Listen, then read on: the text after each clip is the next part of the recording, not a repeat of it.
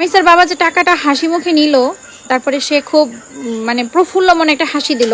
আমি জানি না তার মনের অবস্থা কিরকম। তার জন্য আমরা 20 কোটি মানুষ তার মেয়ে যেন ন্যায় বিচার পায়, সেই জন্য 20 কোটি মানুষ প্রায় সোচ্চার। শুধুমাত্র বাংলাদেশের মানুষ যে সোচ্চার তেমন না, ওপার বাংলার অনেক মানুষও ক্ষোভ প্রকাশ করেছে রামিসা যেন সুষ্ঠু বিচার পায় সেটার জন্য।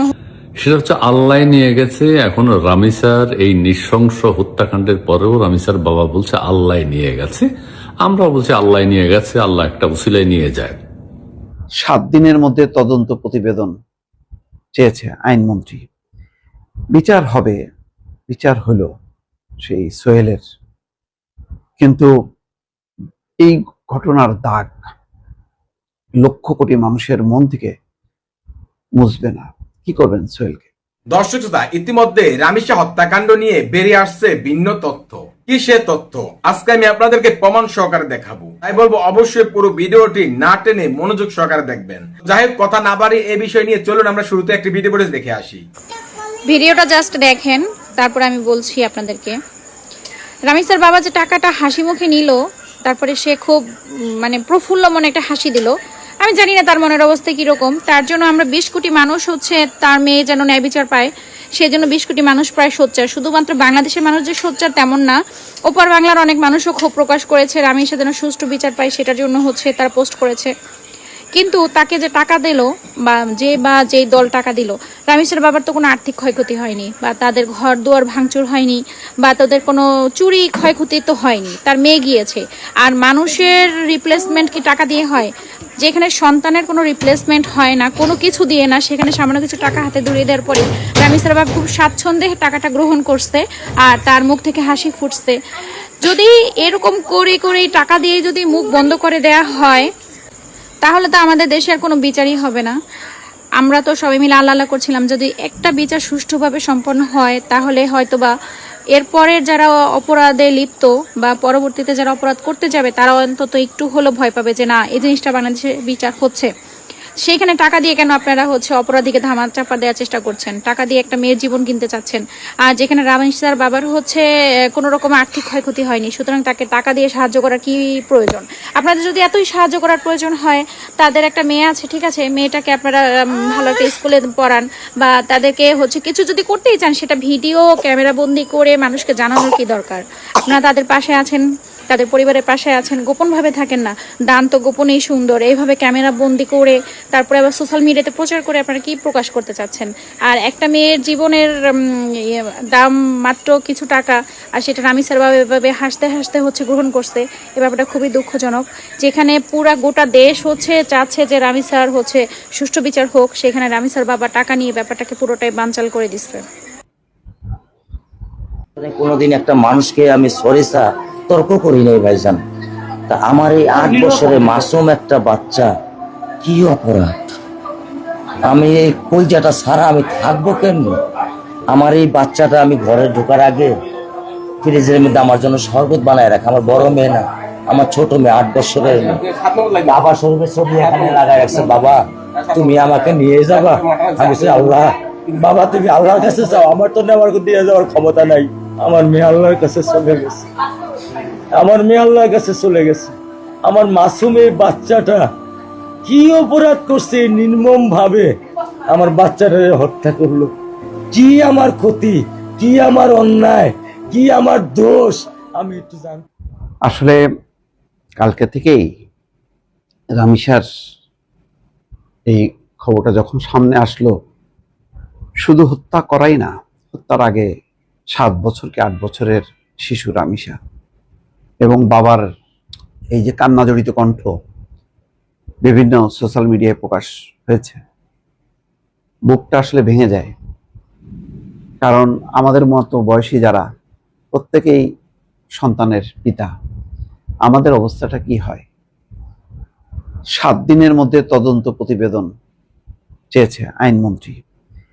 বিচার হবে, বিচার হলো সেই সোহেলের, কিন্তু এই ঘটনার দাগ লক্ষ কোটি মানুষের মন থেকে মুছবে না।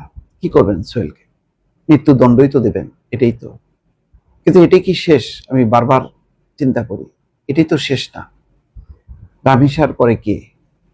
রামিসা পর্যন্ত হয়েও না হয় ঠিক আছে, বুঝলাম যে একটা বড় ঘূর্ণিঝড় বা প্রলয় শেষ হয়ে গেল, কিন্তু আবার প্রলয় তো আসবে। আসবে এই কারণে যে অপরাধ, এই অপরাধ হচ্ছে বাংলাদেশের পৃথিবীর বহুদিনের যে মানুষের পশু প্রবৃত্তি, যেটা বিকৃতি পর্যায়ে চলে গেছে, তার একটা চূড়ান্ত অত্যন্ত খারাপ একটা বহিঃপ্রকাশ। সেটা চলবে। মানে আমরা মানব সভ্যতা এটার বিরুদ্ধে লড়াই করতে করতে অনেক সময় ক্লান্ত হয়ে যায়। আর যেখানে মূল্যবোধের অবক্ষয় ঘটে সেইখানে প্রবণতাটা বাড়তে থাকে। আমরা তো ভয়ঙ্কর একটা মূল্যবোধের সংকটের মধ্যে পড়ে গেলাম। একটার পর একটা ঘটনা ঘটছে মহামারী আকারে। মনে করেন এই ঘটনা ঘটলো বলে আপনি আগামী এক সপ্তাহ বাংলাদেশের মানুষ খুব নিশ্চিন্ত থাকবে তার শিশু কন্যা সন্তানদেরকে নিয়ে, না, সেটা থাকতে পারবে না। সংকটটা এখানেই। এখানে আমি খুব মিয়া গোলাম পরওয়ারের একটা দেখলাম যে তিনি খুব করছেন যে স্বরাষ্ট্রমন্ত্রী ঘটনাস্থলে গেলেন না কেন বা কি করলেন না কেন, এরকম একটা। এটা কি আইন শৃঙ্খলা জনিত কাজ? আপনার ঘরের মধ্যে এটা তো সামগ্রিকভাবে মূল্যবোধ। আমরা এত বেশি আমরা দেখি দিনকে দিন টুপির সংখ্যা, দাড়ির সংখ্যা বাড়ছে, নামাজের সংখ্যা বাড়ছে। শুক্রবারে মানে মসজিদে জায়গা দেওয়া যায় না, উপচায় পড়তেছে, কিন্তু সেই তুলনায় তো মূল্যবোধ তৈরি হচ্ছে না। এই সংকটটা কোথায়, এটা ভাবতে হবে সবাইকে। ধর্ম কর্ম করেও ঠেকানো যাচ্ছে না, এমন একটা ভয়াল পরিস্থিতির মধ্যে আমরা পড়ছি। কি বলবো এখন, সেজন্যই বললাম যে 7 দিনের মধ্যে তদন্ত প্রতিবেদন আইনগতভাবে নিষ্পত্তি করলে আপনি 1 মাস বা 2 মাসের মধ্যে কার্যকর করলেন, কিন্তু রামিসা তার বাবার কোলে আসবে না। এই বাবাকে কিভাবে সান্ত্বনা দেবেন? এবং এই রামিসার মতন তার বয়সের কত লক্ষ শিশু পরিবার এখন বাবা মা সবাই চিন্তিত থাকবে, আতঙ্কটা বেড়ে গেল। আপনি চিন্তা করতে পারেন কি এক সর্বনাশা একটা সমাজের মধ্যে আমরা ঢুকে পড়লাম, যেখান থেকে আমরা বেরোতে পারছি না। আমাকে যে দেখছেন একজন বাবার প্রতিচ্ছবি। মেয়েটার দিকে যখন আমি দৃষ্টিপাত করছিলাম, এত কিউট, মাশাআল্লাহ, এত সুন্দর একটি মেয়ে, যে কেউ তাকে এই অল্প বয়সে মা ডাকতে বাধ্য হবে। তার মধ্যে আমি একজন, এই হতভাগা দেশের মানুষ। আমি ভীষণ প্রশংসা করি মাননীয় প্রধানমন্ত্রী আপনাকে প্রধানমন্ত্রী হওয়ার আগেও খুব কাছ থেকে দেখেছি। আপনার বাবার মৃত্যুর সময় আপনার বাবার কফিনের সামনে গিয়ে অঝরে কেঁদেছিলাম আমি, ওমর সানি। তখন আমার নাম ছিল ইমরান। দীর্ঘদিন পরে যেটা চেয়েছিলাম আপনি প্রাইম মিনিস্টার হন, সেটা হয়েছেন, এবং যেভাবে যাচ্ছেন আলহামদুলিল্লাহ।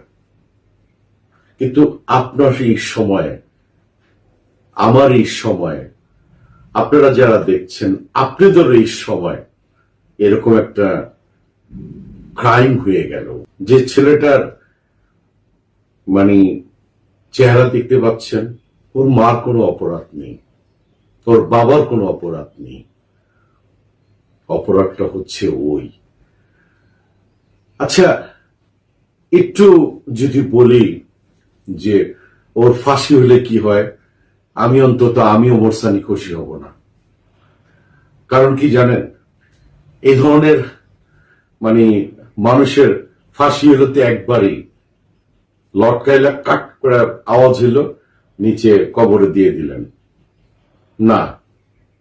এদের করতে হয় কি, 4-5টা কুমিরের যে মানে ডেরা থাকে, কুমিরের মধ্যে ফেলে দিতে হয়,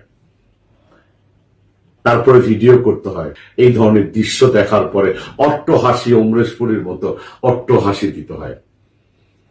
আর যদি আইনের মধ্যে চলে যান, দাঁড়াবে তাদের ভিডিও করার জন্য তাদেরকে বাঁচাবার জন্য। তারপরে পিটিশন দেবে, এই করবে ওই করবে। এটা করতে গিয়ে 2-3-4 বছর লেগে যাবে। তারপরে মুসল্লি ধরবে, একটা সময় গিয়ে কোন ফাঁকে যেন বেরিয়ে পড়বে। এই সুযোগটা দিয়েন না মাননীয় প্রধানমন্ত্রী, এই সুযোগটা দিয়েন না। কিছু কিছু সময় শরিয়া আইন করতে হয়, শরিয়া আইন একদম সাথে সাথে। ধন্যবাদ।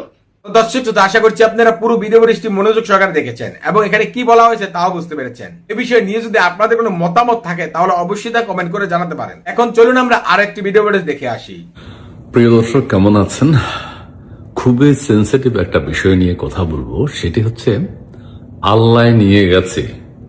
কথাটা কতটা বাস্তব বা বাস্তবসম্মত সেটা নিয়ে কথা বলতে চাই। ভুল ত্রুটি ক্ষমা সুন্দর দৃষ্টিতে দেখবেন, ক্ষমা করবেন।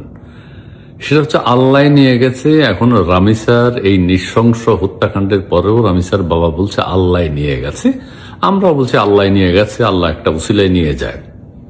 এখন কথা হচ্ছে অনেকের ক্ষেত্রেই আমরা বলি, সবার ক্ষেত্রেই আমরা বলি এটা এক ধরনের সান্ত্বনা হতে পারে যে এখন কি করব আর। কিন্তু আল্লাহ নিয়ে গেছে কথাটা আমরা বললে ওই সোহেল রানার তো আর বিচার হয় না, খুনির তো আর বিচার হয় না। আল্লাহ নিশ্চয়ই ভালোর জন্য নিয়ে গেছেন। সোহেল রানা আল্লাহর হুকুম পালন করেছে, সেই জন্য সোহেল রানা খুন করেছে, কল্লা কেটেছে, ধড় আলাদা করে ফেলেছে। এটা তো হতে পারে না। আল্লাহ তো এইভাবে কাউকে নিতে চায় না। আল্লাহ নিতে চায়নি রামিসাকে, বা যত হত্যাকাণ্ড ঘটেছে এগুলো আল্লাহ নিতে চায়নি। বঙ্গবন্ধুকে আল্লাহ নিতে চায়নি, জোর করে পাঠানো হয়েছে। রামিসাকে যে হত্যা করেছে আল্লাহ নিতে চায়নি, সে আল্লাহর কাছে জোর করে পাঠাইছে। যে কারণে সোহেল রানার বিচার হতে হবে কঠিন কঠোর, যে কারণে বঙ্গবন্ধু হত্যাকাণ্ডের বিচার হয়েছে, যে কারণে অন্যান্য হত্যাকাণ্ডের বিচার হয়। তাহলে বিচার কেন?